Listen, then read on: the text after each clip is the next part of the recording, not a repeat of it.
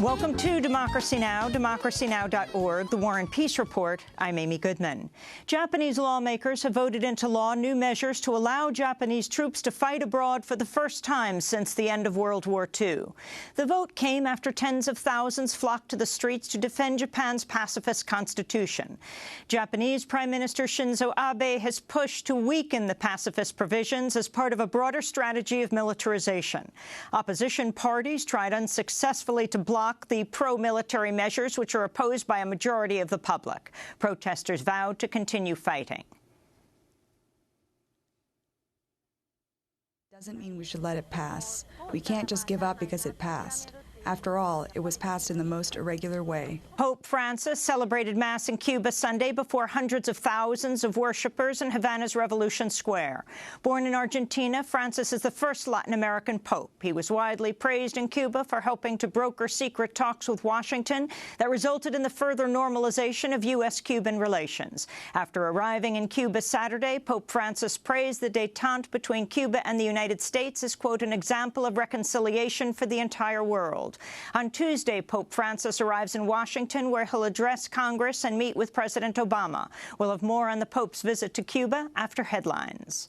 In news from Yemen, 6 foreign hostages, including 2 Americans, have been freed by Houthi rebels after months of captivity. The news comes as the latest U.S.-backed, Saudi-led airstrikes targeting the Houthi rebels have killed dozens more people.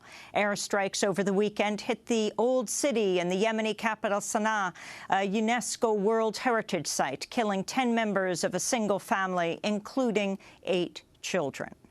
In Greece, the left-leaning Syriza party has won snap elections, bringing Alexis Tsipras back to the role of prime minister a month after he resigned. Tsipras had stepped down amidst a revolt within his own party after he reversed course on austerity and accepted the harsh terms of an international bailout.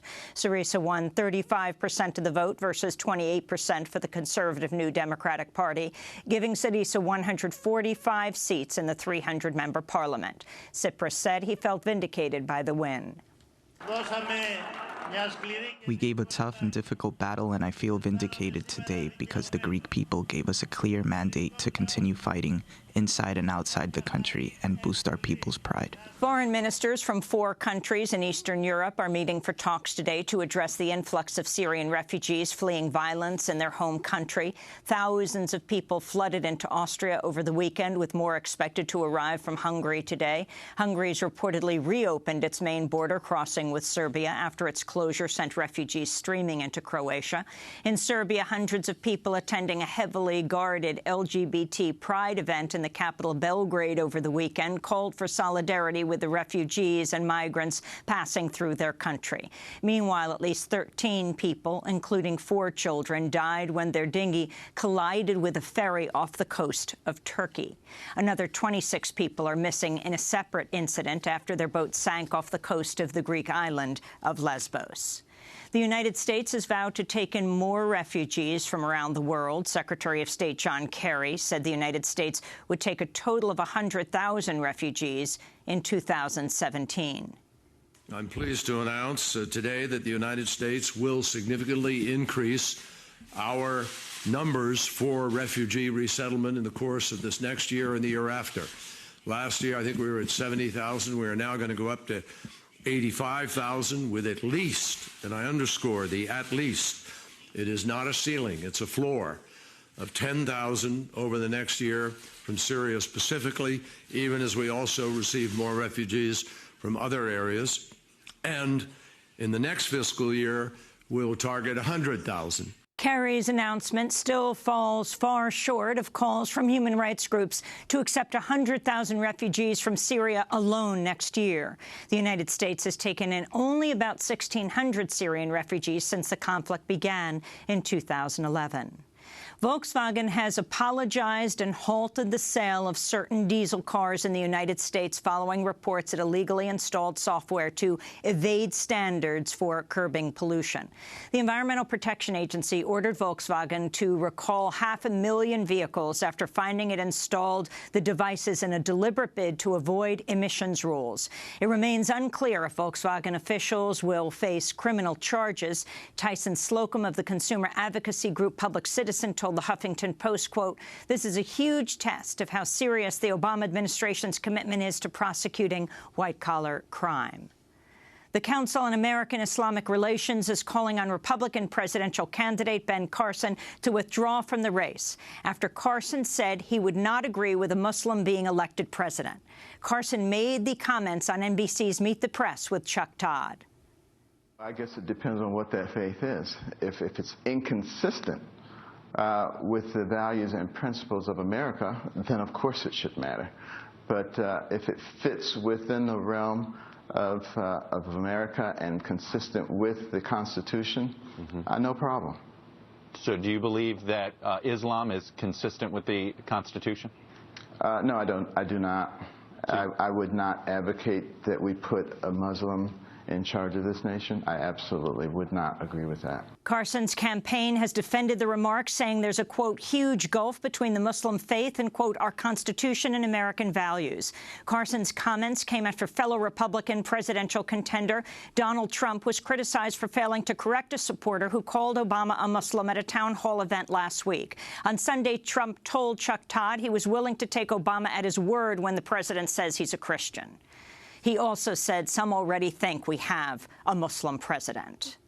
House lawmakers on Friday voted to strip federal funding from Planned Parenthood for a year unless it stops performing abortions. The vote follows a series of Republican-led hearings on heavily edited videos released by an anti-choice group which show Planned Parenthood employees discussing the sharing of fetal tissue with researchers.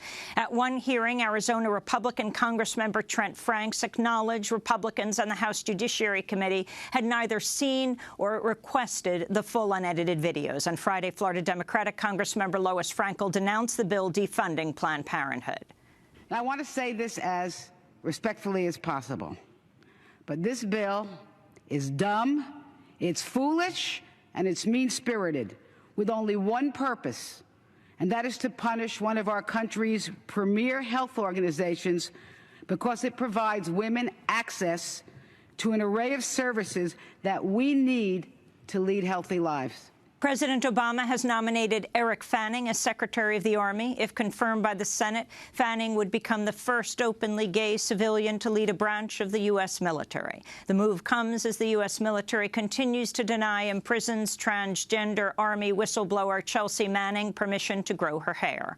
Manning is serving a 35-year sentence for giving classified documents to WikiLeaks. Last year, the ACLU filed a lawsuit demanding treatment for Manning's gender dysphoria, including permission to grow out her hair. While Manning has been granted access to hormones and makeup, on Friday the military ruled she must continue to cut her hair short, citing security concerns.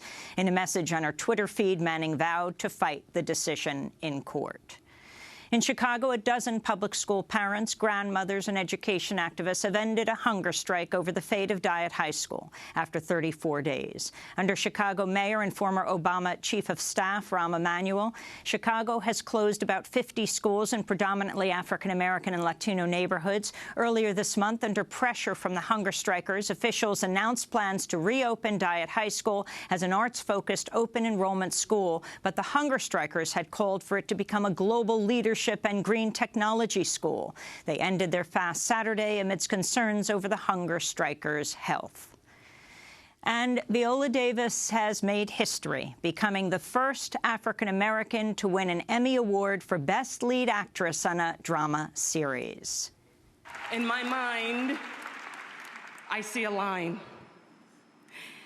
And over that line, I see green fields and lovely flowers and beautiful white women with their arms stretched out to me over that line. But I can't seem to get there no how. I can't seem to get over that line. That was Harriet Tubman in the 1800s. And let me tell you something. The only thing that separates women of color from anyone else is opportunity.